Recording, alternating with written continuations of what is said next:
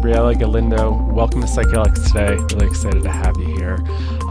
Could you just do a quick little introduction? I've already read a little bit of your bio, but yeah, just kind of give an introduction to the listeners in your own words. Yes, hello, thank you. Buenas tardes, hello everyone. I am Gabriela Galindo, or Tonali Teopapalok, and I live here currently in Tehuayo in Boulder County, and I'm happy to be here.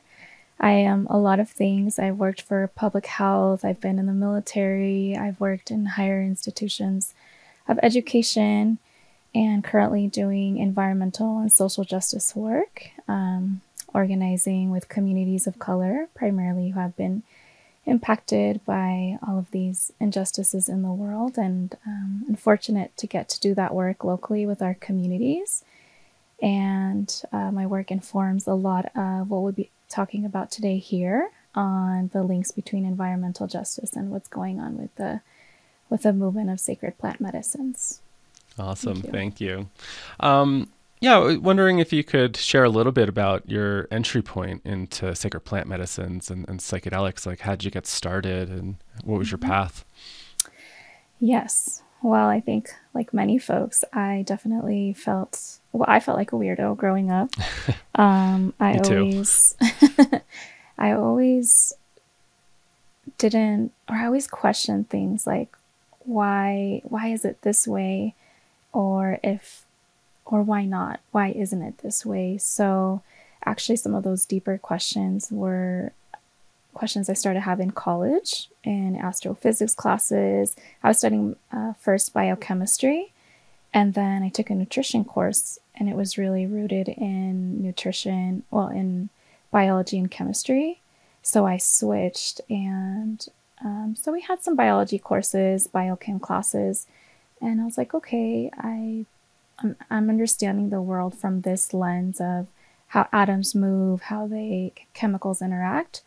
But I still felt like something was missing. Like, okay, there seems to be some kind of consciousness or intelligence here. So actually I started exploring psychics. There was an event that happened in my life, and I was like, oh, I need to talk to a psychic. And so, of course, they were all telling me what I wanted to hear.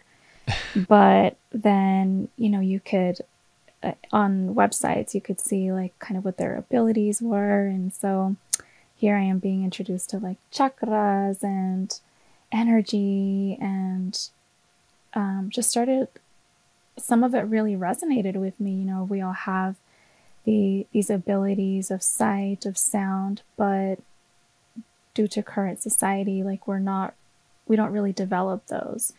So it just kind of made sense. So for me, for a long time, both science and kind of the metaphysics world just made sense. It made click. They were both trying to, or the best they could, explain energy, explain the universe, just with different terms. So that was how I originally got started. And then my cousin is like, I'm having this dialogue with him because back then he was another weirdo like me, and I was like, oh, you're having these same questions. And so he comes and he's like, hey, I researched this LSD, and I think you would really like it. So I researched it, on Google, of course. And I was really curious for some time, and then I decided that I did want to try it. So it was me and him, and it was this night of like seeing music and colors and waves, but also really deep processes kind of in my mind, like areas where I had been stuck. So, my experience has been like kind of getting stuck in loops, and then, but really quickly I was able to kind of realize that it was a mental pattern, and then I would kind of, it was really cool that way of how I would come out of it. And so for me at that morning, it was a couple of hours, and that morning it was like everything that I had known, that I have felt all this time was true, like is true, so there's so much more to this world than just what we're seeing in the physical world. So that opened everything for me. And then, I graduated, worked for the government. I worked in public health for 2 years, and I did nutrition education because I really know that food is our medicine. It's our, it's not even looked at as medicine in Western culture. It's starting to now, but back when I was studying, it was still kind of like doctors only had maybe 3 hours of nutrition in their whole career. So, of course, I saw this documentary about, it's called What the Health, and it really talked a lot about kind of the government food system, and a lot of the things that they talked about in this documentary were things that I was telling people.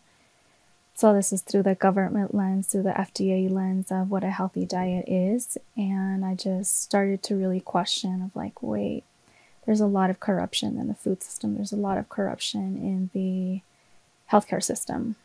And so these are all things I was also learning in college. So I couldn't do it anymore. And I was like, oh, I have to, go into holistic health.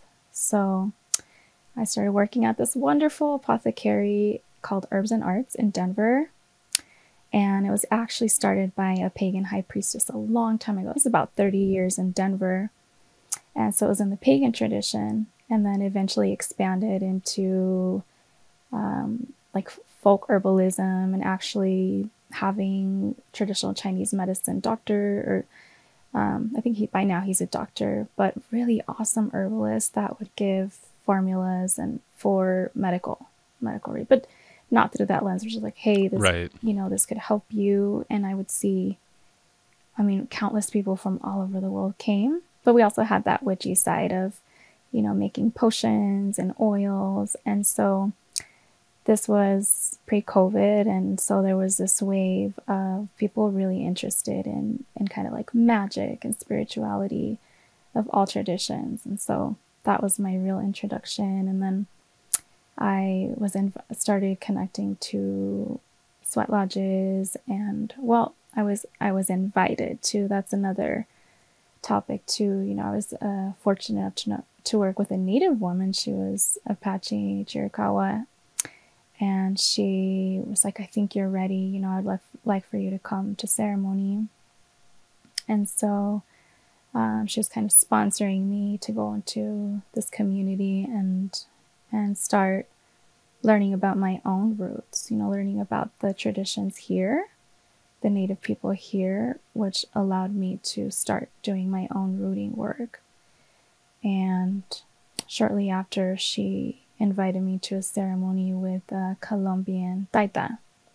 So he received the lineage from his grandfather, and that was my real introduction. So that was just kind of, to say that it took some time for me to be ready and for these doors to be open for me. Yeah, beautiful. Thank you for sharing that. And with the sweat lodge, was that just like a traditional sweat lodge ceremony, or is that with peyote involved, or? No, just the inipi a lakota tradition. Cool. Awesome. And I know that you mentioned you also started to do work with the Natural Medicine Act here in Colorado, and trying to get some more representation of Indigenous voices involved in that. And I wonder if you could speak a little bit more about how you got involved in that, and just a little bit, background about that whole part of your life. Right. So I'll just kind of backtrack us a little bit, because okay, cool. And not too much. It's just like, I came into this with a lens of kind of some of the New Age principles, New Age spirituality of, we're also deeply interconnected. We've lost our connection to nature. And so that's where I was for some time, of like, oh my gosh, if everybody would have the opportunity to sit with these plant medicines, what a different world it would be. And there were some experiences that really shifted my direction.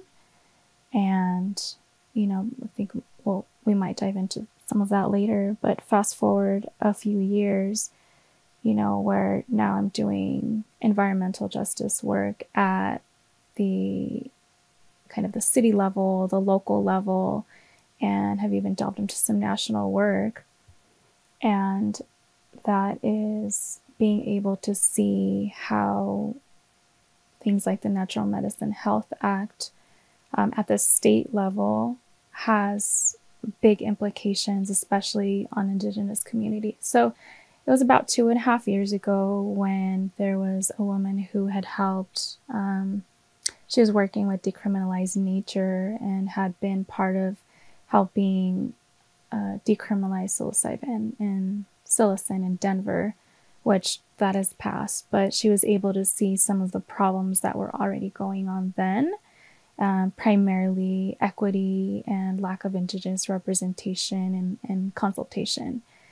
So she reached out and formed a group of us, and it was moving so fast, and a lot of it was kind of doing damage control. But what we noticed right away was that initially, from my understanding, peyote was on the legislation, and it was like, hey, that's federally protected. So, they took that out. But that's a really big key piece, because, to not be aware that it's federally protected and try to have it in state legislation is problematic. So that's kind of a pattern that we're seeing, that folks don't know the true history of these medicines. Folks aren't including Indigenous communities. Folks aren't consenting with communities. And so one of the biggest problems initially was that there was a lot of community and grassroots organizations going on, and there was a lot of engagement with BIPOC communities, Black, Indigenous, people of color communities, which is great. I do equity work. It's so important to engage with communities who have been misrepresented and underinvested in for so long. But when it's an issue specific to Indigenous communities and specific to certain Indigenous communities, many of whom don't live here, which, there's medicines that are primarily in South America, well, they're not here, and they aren't represented, and they didn't consent to this bill. So with that, each medicine is different. Each medicine has different stewards. Most of the medicines don't grow here locally. So we're already entering into a realm of lots of problems for the communities themselves. And the process never got easier. It was 2 years of kind of finding out about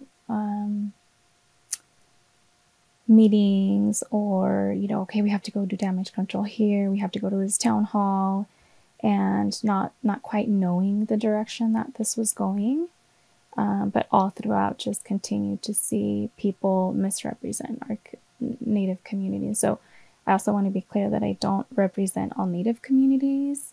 I've shared that I'm reconnecting, but throughout that time I have received the consent and the permission to kind of speak about protecting the medicines in general.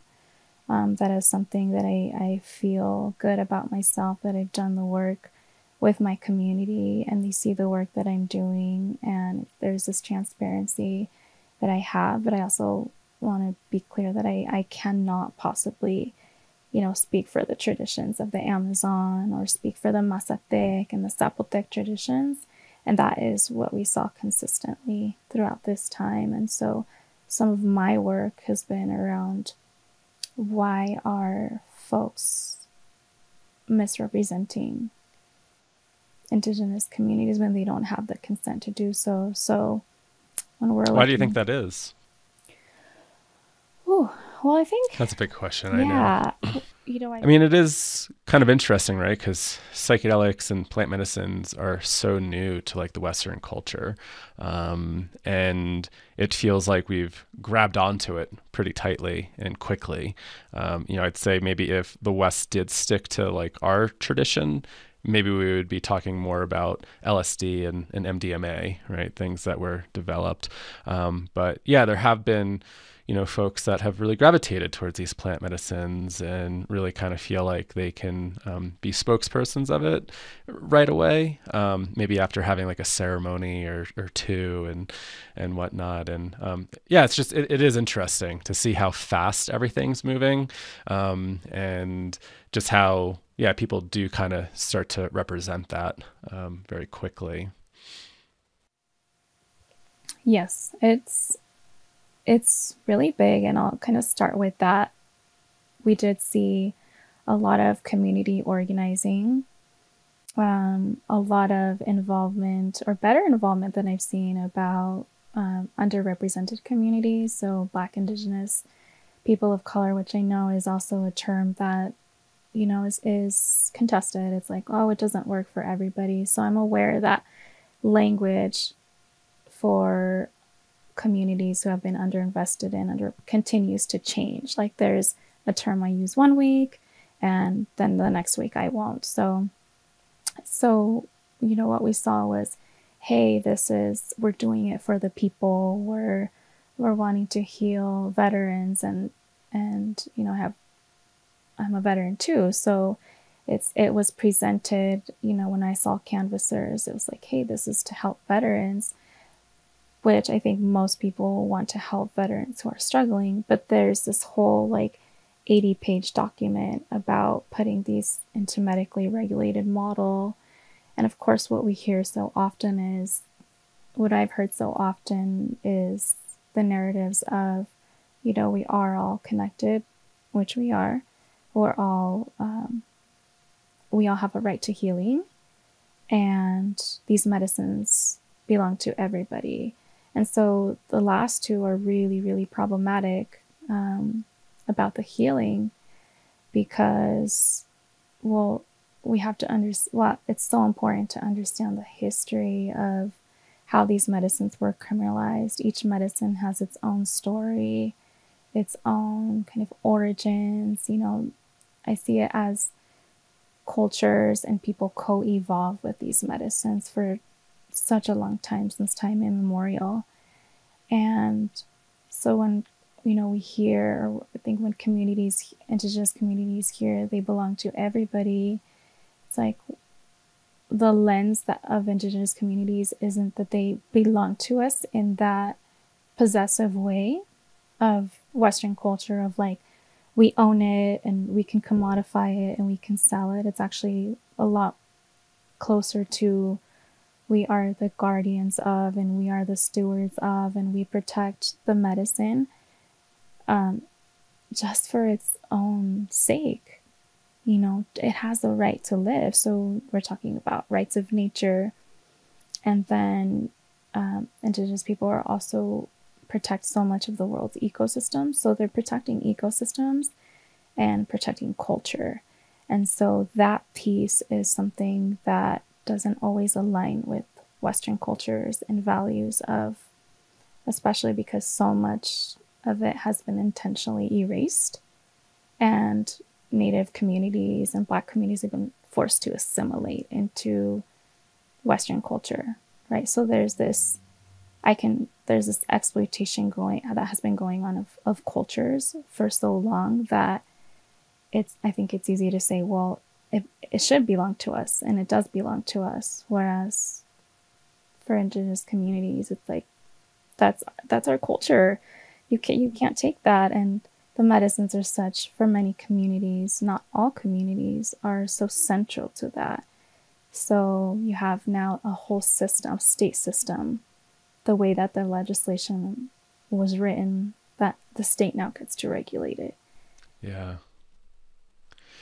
So many kind of things are spinning around in my mind as you're talking about that. And medicines for everybody. And that ownership is pretty interesting when I think about it from the Western, especially as biotech come on, right? It's this biopiracy of just kind of taking things from other cultures and then developing medicines out of it. And I think another example outside the psychedelic world was with, I think it was one of the poison tree frogs, where they started to develop anesthetics out of the poison.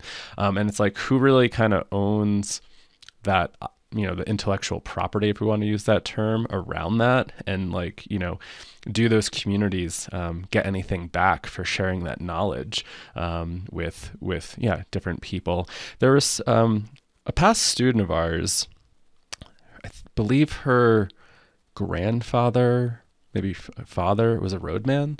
And this is really interesting. I wonder, like, if you hear a lot of differences in different communities around this. And so, she shared that her grandfather or father's perspective was that it was really just for their people. And then since she was part of a younger generation, she said, well, I think this is for everybody, right? And using that term as like, we can invite, white Western culture into these ceremonies because they also need healing. And so, have you seen any sort of like generational differences there in the way that we're, I guess, talking about that quote unquote ownership, or, this medicine is for everybody, and how we're talking about that or defining it? Totally. And I think the way that you framed the question is a point that relates to the last one too. It's that, the generational thing, the not being connected to one's culture. So not understanding that these medicines are really specific to certain communities since time immemorial. And so it kind of goes back to the misrepresenting piece of like, folks don't know that. So then, they either aren't connected to Native communities and they position themselves to speak for them, to speak for the medicines and speak for the communities. So there's also a lot of folks that are reconnecting, like myself, and I didn't do this, or I didn't do this where I said, hey, I'm not rooted to community. I don't have the consent to do this, but I'm going to put myself out there and say that these medicines belong to everybody. So that's also a part of it, of folks not rooted, not having that consent to kind of lump all of the medicines together and say, hey, I just came upon these medicines. They've really helped my healing, so everybody should do them. Even though I said, hey, it would be great if folks did, they would change the world, but I wasn't like out there proclaiming or putting myself on the front lines of this policy. And so going back to your question now, it really depends on the community, even within the same like cultures that use the same medicine. If there's one community that will be more conservative or one that is more open, I think it's fair to say that in general, how I've heard is that, or what I see, what I've validated for myself, is that most communities have been open to sharing, or are open to sharing. And, some of the disconnect that I see in like folks pushing for the Natural Medicine Health Act and more expansion of these medicines is, well, the elders and the community want to share with us. And I say, yes, but it's one thing for them to share their medicine, knowing that a lot of folks from Western culture and mindset and worldview need healing, but it's another thing to then extract that information, start exploiting the communities, and build a whole commodified medical healthcare system at the state level. And many states are looking to follow that. So that right there is, where that was distorted. Like they're sharing to help you heal, not for you to take it and then commodify it and privatize it. Yeah. I want to backtrack a little bit because you brought up peyote and trying to have that removed from the bill. And, I'm sure me and Joe have talked about it. Joe is usually pretty vocal about conservation with peyote and, the toad and stuff like that. Why is peyote like problematic in bills like this for folks that don't know history or don't know too much about it? Because I think there are a fair amount of people that, do want to explore that. And I don't know, I know for me, it like makes me a little uncomfortable thinking about conservation efforts, the decline in peyote buttons. Actually, this is just really random side note. I just had a dream about peyote last night. um, but yeah, so I don't know if you could give a little bit of background for folks that this might be new to, and they don't know too much about the history there and what that means that it's federally protected. Mm-hmm. Totally. And, I recognize it's a little edgy for me to talk about this sacred medicine, considering, some of the points that I've mentioned. So let's see if, I could try Whatever to feels comfortable that you find can a good way. share. Yeah, definitely. I mean, what is important for sure is understanding each plant, just from a plant's perspective. That's one thing I try to shift into. There's the human worldview, and then there's the plant worldview. So where does the plant grow? How did it start relating to people? How did people start relating to it? So that is primarily the Coahuiltecan people down in what is now the Rio Grande area into the northern boundary of Mexico and Texas in Texas. And then around the early 1880s, 1930s, there was a lot of discrimination and prejudice and violence towards Native people of Turtle Island, of what is today the U.S. And so part of that, the history of criminalizing peyote was also it was to go against Native people. It was to a form of assimilation, a form of genocide. And so it wasn't until the American Indian Religious Freedom Act. And so all of these protections that Native people have, and there was an amendment in 1994 to the American Indian Religious Freedom Act to allow for bona fide religious use of the sacred medicine, the sacrament. So to have, folks not recognize that, not know that, and to say we're going to, try to, the biggest concern is that there will be efforts to remove protections because the medicine grows in just a particular ecosystem, right? And that it's not really sustainable to commodify this medicine or for it to be for everybody. So that is definitely a point of a lot of contention between non-Native and Native communities. But for Native communities, I know overall it's very important to protect the medicine, even just for its own sake. And in my experience, the medicine, deeply helps Native communities really heal from the ongoing impacts of colonization. That has been something I've seen consistently of wow, there's there's this personal piece of me. It's yes, these medicines deserve and have a right to exist on their own, but also be protected and help us heal from the real systems of oppression that especially Native communities are really impacted by. Yeah, thanks for that. So I know some of the bills, the way that it's written, it's saying that you can possess mescaline-containing cacti, excluding peyote. So how do you feel about the use of people using, say, San Pedro, for example? Yeah, I would say that there was because there was a lack of consent with speaking to Indigenous communities and stewards and councils who this is their traditional medicine, to have put it into this bill without their consultation has been problematic. And so for those very reasons, great question. And also by me saying, hey, you need to ask the Indigenous community stewards, that would be an appropriate answer for me and for folks who aren't connected and don't have the consent to speak on behalf of the communities.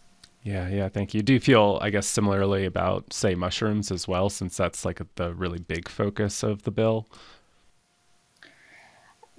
So that also, it depends. If you talk to the Mazatec, in one conversation with a Mazatec community member, he's like, well, what Colorado is doing is super different from, like, it's so far removed from the Mazatec culture. And you're saying like this, our tradition is more localized, right? So it's not the same to have a ceremony in Colorado, right? But if you speak to another community member or another council, they might have different concerns, or they might have a different approach. So I also want to bring that in, of that, you know, some of the things also that we've seen is like, you just talk to one person and then you say you have Indigenous consent or representation, but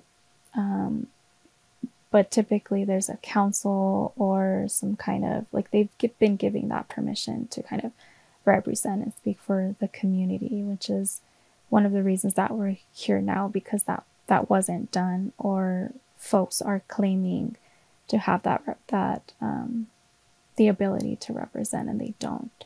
So I think with psilocybin, you know, I've heard often, well, it was used in European cultures also for a long time. But what I've also heard is that in the research studies, like at Johns Hopkins, and some of the species of the medicine that they're using come from the Mazatec tradition. Right. So that exploitation, and we've talked about Watson and, you know, Harvard also doing some of those studies, I think primarily with synthetic substances, but, you know, we see this at the institutional level where they're also appropriating, co-opting. So it's really tricky, and I know it's the medicine that's like grows more abundantly, that I don't want to forget that some of the key pieces that are being extracted are from the Mazatec people. Yeah, and I think that's a really great point, right? Because I think you can probably find psilocybin-containing mushrooms all throughout the world, right? It seems readily available. But it does seem that most of the information that like we're kind of leaning on is coming from the Mazatec tradition with Maria Sabina and what Gordon Watson brought back, versus, yeah, the European traditions. Like, I think it's a little bit harder to dig into. And I think is a lot of confusion of like maybe how they were used, and there's not much of that like maybe written history about it. So it does feel like a lot of it is that we are leaning on the Mazatec tradition of like what we've learned, right? And so that's a really interesting point to bring up. Yeah, we've heard all sorts of kind of wild things of like, well, not wild and like, wow, the extent that you are going to commodify even parts of ceremonies, right? So my understanding is like there's, and what I've seen too is like, okay, I'm gonna pull this kind of practice from this tradition and this practice from this tradition, I'm making my own. And then we're knowing now that people are patenting or trying to patent that, and then so nobody else can use that practice, and because it's coming from Indigenous communities, so that's another layer of the extraction as well. Yeah, it's pretty wild. How do you see like how do we move forward? I don't know the correct term. I wanted to say community, but I realize there's so many different communities and so many different opinions about all this. But I'm guessing we'll use Colorado for example. We're both here in the state, and you know, the bill is passed and things are moving forward. So yeah, how do you see like a path forward, especially as more states come online? Like, I know there's a bill in Massachusetts. There's a bill in New Jersey that's being explored. And the bill in New Jersey is going to be a little bit different than Oregon and Colorado in that it's going to be specifically behavioral health oriented. So it's really going to be kind of in the mental health paradigm versus more of this adult use model that came out of Oregon and Colorado, where, if you don't need to meet a diagnosis. So yeah, I don't know. Yeah. Any insights around, and I know this is a complex question, and there's probably so many different answers, but just getting people to think about things that have arisen in your world, and just to get people to think about like, yeah, how do we approach this as this is starting to become more popular, more states are looking at similar bills, and, you know, maybe they're not thinking about any of this stuff, right? Mm-hmm. Yes, there has to be a better word for complex, because this is extremely complex. I mean, just what has happened in Colorado, or just the top of exploitation, is really, each one of these is complex on its own. And, you know, what I do hear often too is like, oh, I don't know why across all cultures, like the train analogy is used of like, well, this is a moving train and it's moving really fast. And so it's already left. Yeah. It's left the station. Yeah. And then we even talked about like, well, what if there was another train, you know? But, I kind of wrestle with that a lot because it's the one that I hear most often of like, well, it's happening anyways. And that part of me is like, but it doesn't have to, right? And so I started to think about it in terms of movements.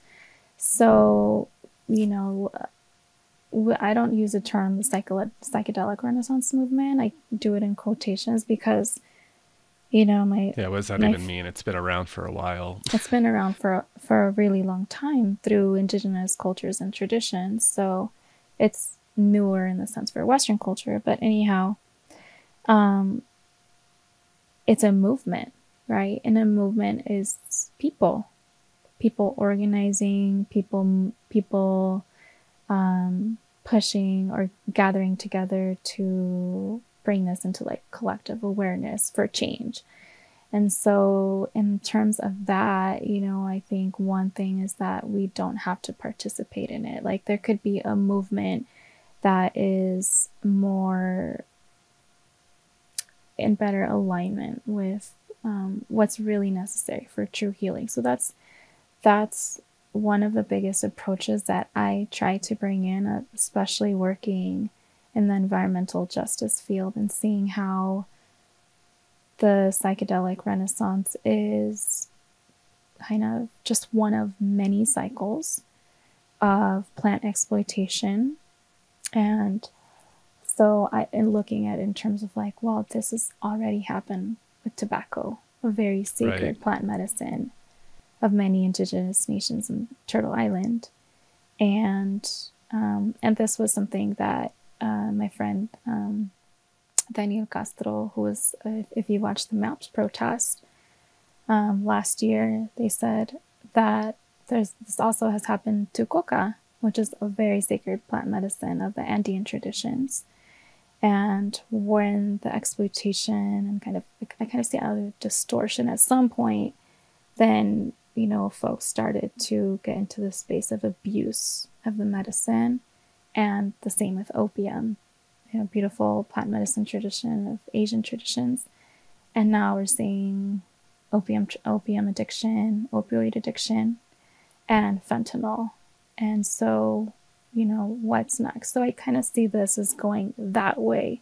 In fact, for the last 500 years, plant exploitation and extraction of ecosystems and displacing native peoples, to me, that's the core of what needs healing. So I always say, you know, what work can we do to dismantle or to fix or to invest in better systems? And I see the plant medicines as kind of being like, oh, it's the one thing, or it's just seen of like, oh, this is the magic pill that is going to heal us from all of this. And I know plant medicines have the potential to bring a lot of healing for us, but we have to do the work. We can't rely on these plant medicines to do all of this work for us. Like we have to, there's a lot of transformation at the systems level that has to change. So that would be one thing. It's not the easy answer. It's going to take time. It's going to take generations of this work. But to just simply rely on the plant medicines to do a lot of that work for us we're already in that wrong direction. Right. I feel like we can get like really nuanced and trying to figure all this stuff out, right? Like there's so many different angles, because I could imagine there's some arguments saying we need new medicines, right? Like we're dealing with like, mental health crisis, systemic crisis. And I think for those that have been in the psychedelic world for a bit, like realize the healing potential of it and like, how could that transform mental health and help people? And, I think there's been quite a few folks that have been kind of had eye-opening experiences to realize how messed up the system is, right? And so like, I guess taking more of like this Western individualistic approach of like, independence and saying, hey, should we have, the opportunity to explore our own consciousness and be able to have that accessible because we need new systems, and could this aid in, new creative problem solving ideas, new mental health stuff to actually fix that? But then on the other side, it's like, yeah, what other problems could then start to emerge? Like as you're saying, right? Like we could look at other plants and we could see the potential harm that that's caused. And I just always think about like, yeah, some of the overuse, and it's almost like the plants are, fighting back in a little bit of way, right? When they do get exploited. And what does that look like? Like, what does a culture look like in the Western world? And I've been thinking about this often as psychedelics start to become more quote unquote mainstream, states are moving this. Like, what does it look like when the culture is having these massive transformative experiences all the time without some sort of cultural safety net or framework to work through it? Because as you're saying, right, like it could help, but we have to come back to life. And what is a system that we're in right now? And we're going to be confronted with some of the same problems. And I've noticed that in some of my own journeys, right? It's like, oh, I get this really big insight and this healing, and they come back to a world that just, what type of world are we living in at times, right? Those questions of like, why aren't things different, right? How can we create that change? Yeah, I know. It's like when I think about the work that is necessary, just in like a transition to clean energy, or, you mentioned the mental health crisis. It's one of many crises, right? When I've had conversations with leaders at city council or like the DA, and there's just problems in every system. Either they're underfunded or they're understaffed or both. And so in a few years, like like systems are already starting to like collapse and just they're not sustainable. So yeah, it's a lot of work to be done. I know these medicines have the potential to bring a lot of that interpersonal healing, that generational healing. But what I'm not seeing is, and I've talked about at the beginning, we talked about the new age kind of values of like almost this inability to see these systems problems, or either it feels too overwhelming, or the change wouldn't happen fast enough. And so going back to movements is if we had, communities, what I would love to see, and what I used to see is like folks meeting and like, oh, I sat with this medicine person this weekend, and I'm going next week to sit with this medicine person. And so this is the place of privilege, right? To be able to have access to this medicine and the funds to do it.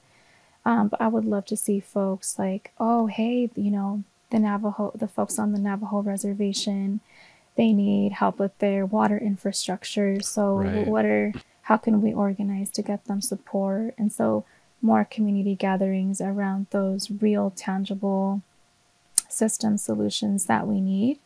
And so one thing that I'm starting to go into this deeper understanding, because for me, my work, not just for helping a lot of these crises, is going back to earth-based traditions and Indigenous practices, and we're starting to see a lot of those. But I also am starting to think like, whoa, we're asking so much has already been taken from Native communities. They're already facing so many hardships. And to ask, kind of say, okay, now we need you to help us or guide us in this psychedelic renaissance and also help heal all of these systems. Like, that's a lot to ask of Native people. So I'm like, okay, we know this work needs to be done, so can't we start doing it? And going, back to your question about, hey, a lot of these states are trying to do this, like it's moving forward. It would be fundamental for them to, at the same time, I'm saying don't overburden Indigenous communities, but the problems that we're having in Colorado are precisely because, well, number one, you have a whole state that just voted on the rights of, or an issue very specific to Native communities, of which in Colorado there's only I've seen like 1% to 2% Native American, and only some of that 1% to 2% are in relation to these medicines. So, you have an entire state that just voted to have access to these sacred medicines of Native people without their consent.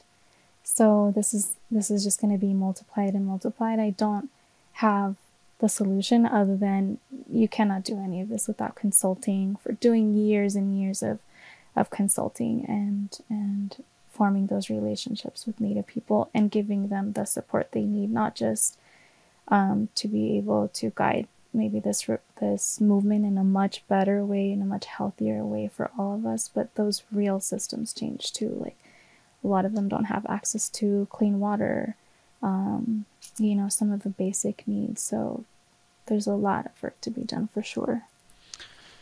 Yeah, just even highlighting that point, right? I feel like, I'm making some generalizations here, but especially in say the New Age communities, or really kind of romanticizing and really wanting to lean on a lot of Indigenous practices, and then kind of using that, but then realizing a lot of these people don't have running water, healthy foods, and this type of stuff, and so there is that really interesting disconnect there. But, I think on the other hand too, and I've heard this, and again, I want to approach this with like a little bit of caution and sensitivity, that, I think, ayahuasca tourism has definitely brought in a lot of issues, right, to communities, but has also helped it to spread a little bit more.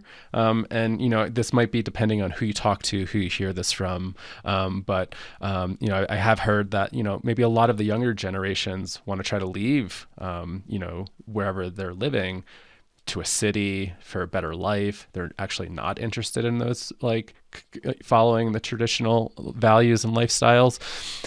But then also, like, our interest has also kept that alive. And we have seen, some good retreat centers that have really gone down there to get running water into the villages and, creating some sort of infrastructure. But then on the other hand, you do see the wildness of what's been going on down there, and has brought some destruction to communities. And so, it does feel like a really hard balancing act of how to approach that, right? Because there is, I think, some good benefit of like the Western world being really interested in this stuff to try to keep it alive. What do they say? Like, knowledge and wisdom can get lost in one generation. And if like one generation doesn't want to pick that up, then it's all kind of gone and lost. But yeah, I think the question is, how do we navigate this and do it respectfully, without appropriating cultures and traditions, and also not, as you said, leaning on them so much to, it's like where it's a burden, to have them try to guide us, but also, some of these communities don't have running water or clean water and stuff like that, and might get displaced, right? You said you're in the environmental, world, just thinking about how climate's changing and how much displacement's going to start happening in different regions, with more intense weather patterns. Mm-hmm. Yeah. So you touched on a couple of things here, and so the root cause of a lot of these imbalances, sure, disconnection from nature, right, which is one of what I hear often. Oh, we just need to connect back to nature. I'm like, okay, and then what happened? And then what are the impacts of colonization? the privatization of land, of air, of water, of healthcare, of education, of pretty much everything that people need to live. And the displacement and the exploitation of Indigenous people and the enslavement of African people. So one of the key things that we can't miss in any work that we're doing for transformation is acknowledging all of this, and not just as it's just history, or there's remnants of it. It's actively right now in every way. It just always has taken a different form, but the oppression is still very much present. It's still very much impacting these indigenous communities all over the world. And so when you said, are we in some way helping keep this culture alive? I think that's also really complex. But a lot of these, not having water, not having access to resource is because of the impacts of colonization, is because of the discrimination and the violence that they face directly, like right now, right? So, and what we do talk about is, unfortunately, a lot of communities in Mexico or in South America or elsewhere, they have had they've been so underinvested in, and are really experiencing the impacts of oppression. So the financial piece is something that has helped uplift some of those communities and get infrastructure in that might not otherwise have. So we know that for some communities, the solution is to have more of that monetary support. But I also want to say that why do they need to, what are the real reasons why they've been forced to forget some of their culture, right? Again, impacts of colonization. Yeah. So I think the best way in this is education. There's a real reckoning of what is the U.S. doing? How are these systems really impacting? We are seeing a lot of pushback against DEI, diversity, equity, inclusion initiatives around even how we speak about race and about Black history.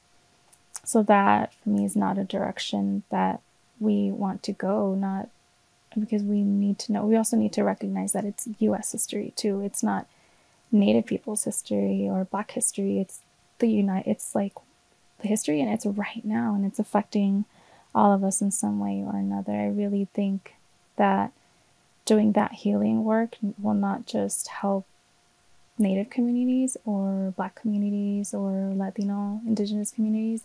It's going to help all of us. So that's, again, leading towards, we want to do this collective healing. We have to talk about those things, and we have to have reparations processes. And that is centering and uplifting and supporting the communities who have been most impacted. And so that's also part of environmental social justice work. It's okay, I'm going to center with this community, with this culture, what they're asking me to do, and I'm going to step all the way back. And whatever you need for your support to do that work, I will find a way to support you without centering myself. So that's another way, folks can reckon with history and then say, I'm not the spokesperson of this culture or medicine, but I'm going to support the communities and how they need to be supported. And would that support still look the same if you weren't at the center, if folks with all privilege had that weren't at the center?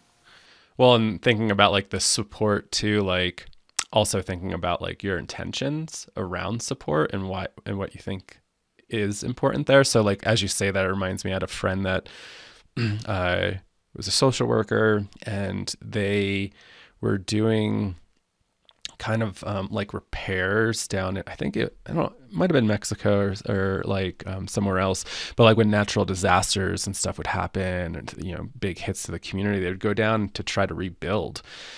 And she said she ended up stepping away from that work. And I said, well, why was that? And she said, you know, after a while, I started to realize the organization had an agenda of how these people should live. Like, oh, we want to come in here and rebuild, you know, X, Y, and Z and do this and that.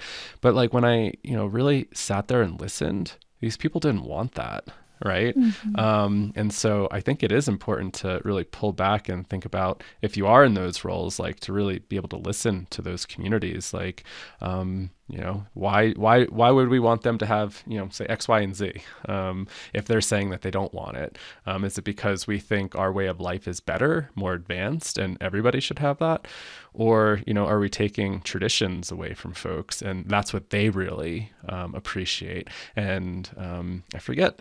We had a webinar a while ago, and they were talking about different types of value, and there's different types of capital, right? And I think in the West, we really focus on monetary capital and money, versus other cultures might not, you know, put that at the forefront of their belief system and traditions, right? Might be more value around the ecosystem, having clean water, and having access to water in general, right? So yeah, I think like what you just highlighted reminded me of my friend going through that and really having to think about the actions of how we show up in communities. And as you said, being able to take a step back. And I think that's sometimes hard to do, especially as helpers, right? I think we all want to help in some way, but, you know, when is it maybe overstepping and not what a person or a community actually wants? Yeah, absolutely. As I see more and more movement towards social justice movements, that is, it's important. There's not a well, I'm seeing more and more frameworks of like, well, what does it generally mean to center a community and really support their needs? And it really, like, I've learned how to do that in my community work of like, of course, I have ideas of what I think could help the community, but I don't live there. And Right. you're right, you know, it can't just be performative. It can't be the tokenization of people, or it can't be like, okay, because I know reciprocity is a big thing in the psychedelic renaissance or plant medicine movements. It's like, okay, well, we're giving some of our funds to this community, but for me, I'm like, well, what's deeper? What are you offering than just money, right? Like, so it's definitely different to each community and specific to each community. So it's so crucial to center the needs of every unique individual community. And that is definitely a skill that a lot of folks don't have. And I want to say, yeah, even if you're getting the communities like access to water, then we're also talking about the pollution of water. Yeah. And if you're living in the US, the complex story of water rights, right? So it's just, yeah. But all that to say, yes, let's genuinely center the communities and know how to step aside. But also part of that is understanding also when the communities are asking for our support. So for me, it's like, how can folks with privilege use that privilege back and forth, right? So during the Black Lives Matter protest, I saw some of my friends were like, I'm going to be at the front lines because I know the police are not going to hurt me. And there's also times to step back. So that's more of what I'd like to see overall, to bring more of that collective healing. Yeah, it sounds like we need like more communication between communities, and really a lot of like listening too, right? Because I think you probably could see people overstep wanting to represent some communities, but maybe those communities don't want certain things. And so, yeah, how do we have more open communications and open those dialogues to really listen where everybody's coming from, which sometimes feels hard right now in our culture, right? We're just so divided, and it feels like everything's so chaotic at times. But how do we get more connected and open up more dialogues? Mm-hmm. I think that's one of the ways that, plant medicines I've seen help people be more connected, want community, and Yeah, yeah.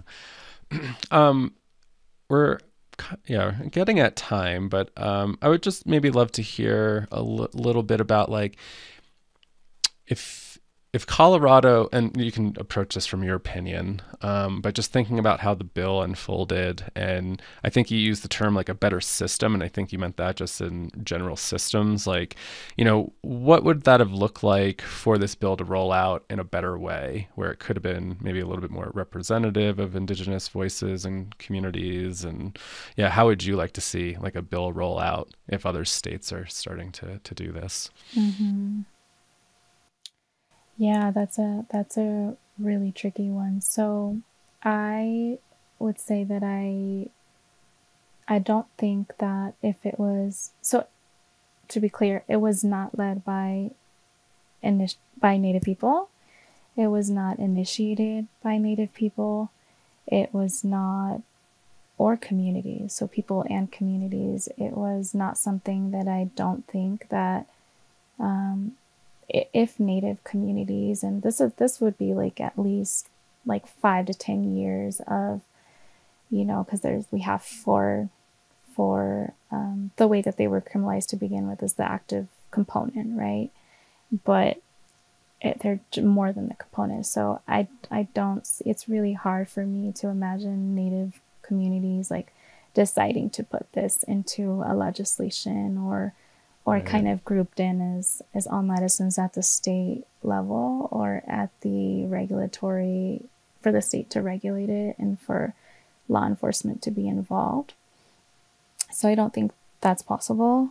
I don't have the answer other than the sovereignty and the every Indigenous nation and community and council has a right to decide for themselves whether or not they want their medicine to be at the state level or regulated. So that didn't happen in Colorado, and unfortunately, so many states are modeling after Colorado, and so I don't know that it's going to happen with other states.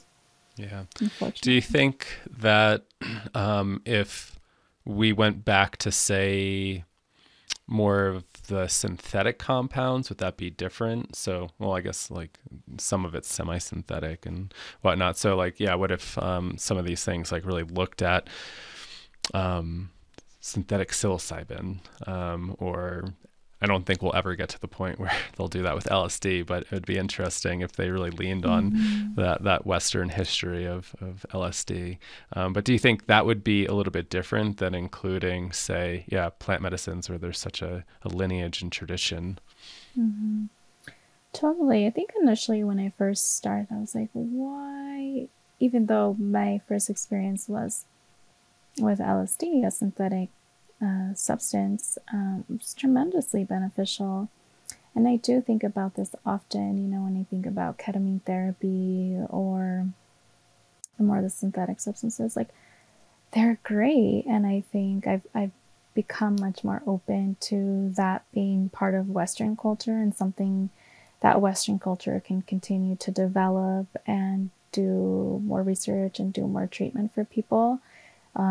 Especially because the other aspect is it helps protect the medicines that don't grow locally and in abundance, right? But I also think of, well, people are still being opened up to this whole world and that maybe they didn't know existed, like outside of Western culture, like our doors of perception are wide open. So are they going to pull from more rooted traditions like Indigenous communities? Is it beneficial for Indigenous communities to inform their processes? And if so, how and to what extent? Being, I've mentioned like, well, we can't ask Native people to solve everything, right? So I don't know, but I do think it's worthy to continue investing and developing that. And I would like to see more community-based models of therapy and healing. So therapy is also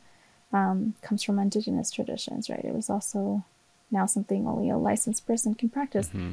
Individual, but more community healing for sure.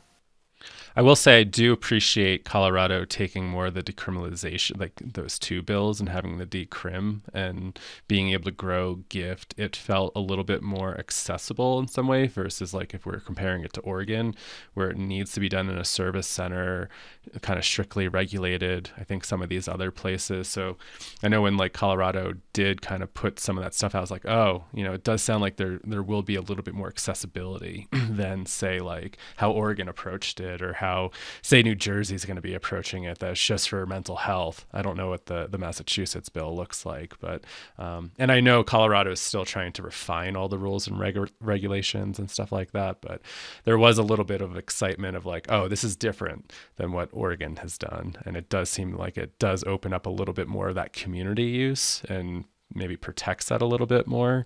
I guess we'll see how that unfolds though as the licensed centers come online and people need licenses, because I know that's the debate now. It's like, well, if somebody's doing this in community, do they need to be licensed? And then, do they need to go down that track? And so I think that's going to be interesting when it actually rolls out, how that's all going to be regulated and whatnot. Totally. I have one last thought if I can share. Yeah.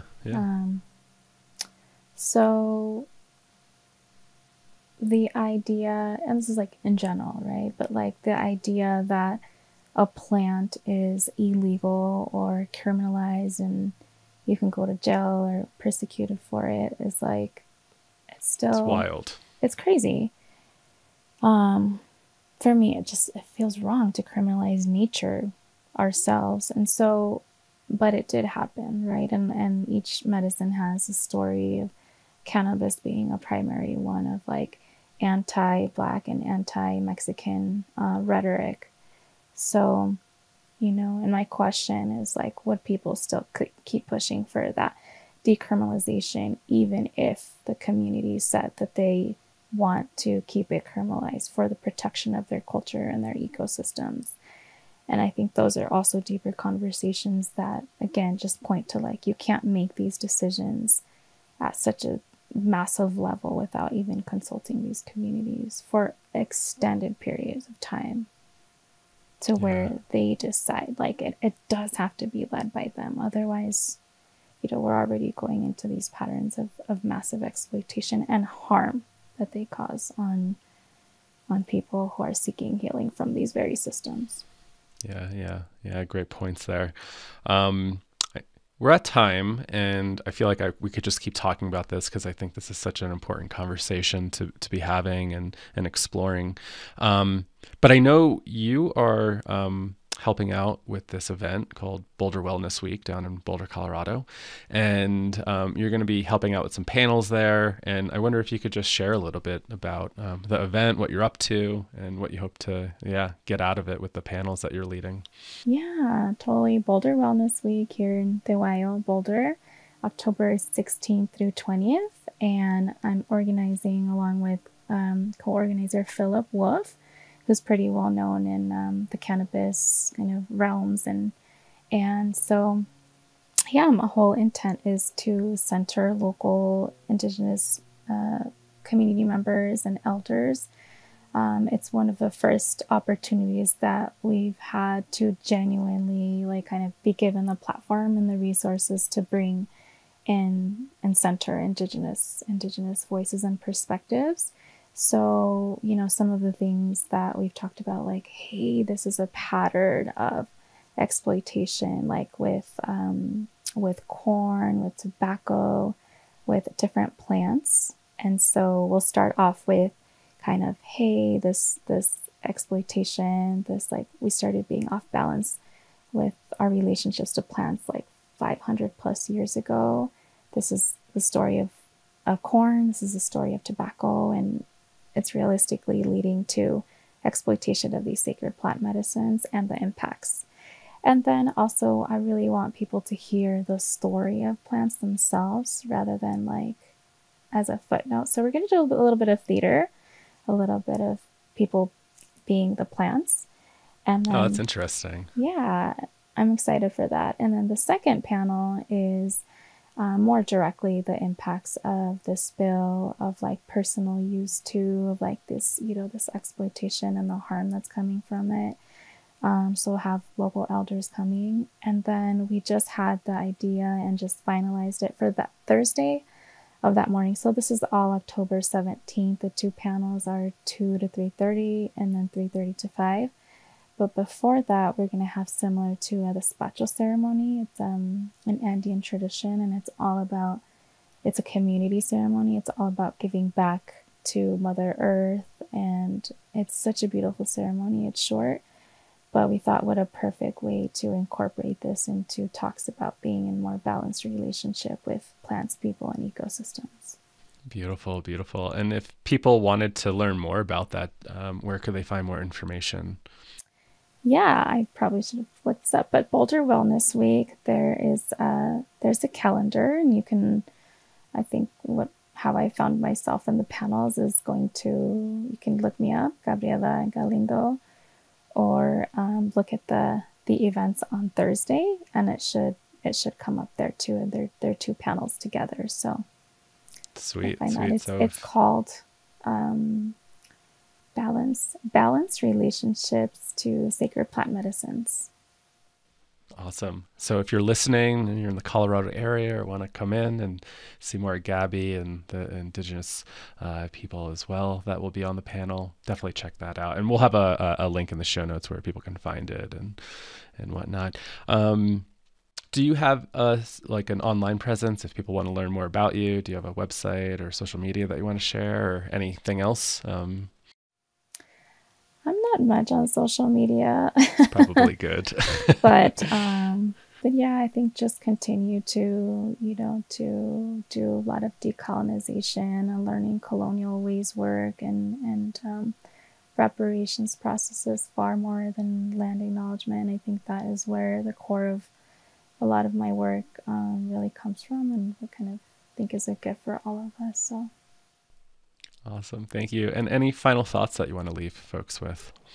Yeah, thank you for this opportunity. I know Psychedelics Today covers a lot of different perspectives, and I do want to leave folks, sometimes it's like, oh, this is so centered around Native communities, and like, what about us? And I want to reiterate that, Indigenous people have been sharing about how to live in balance for centuries upon centuries. We've been saying this isn't the way, like, you're going to get hurt, you're harming our ecosystems. And so here we are in a global climate crisis. And so, our concerns, our work, a lot of our work is because we love for love.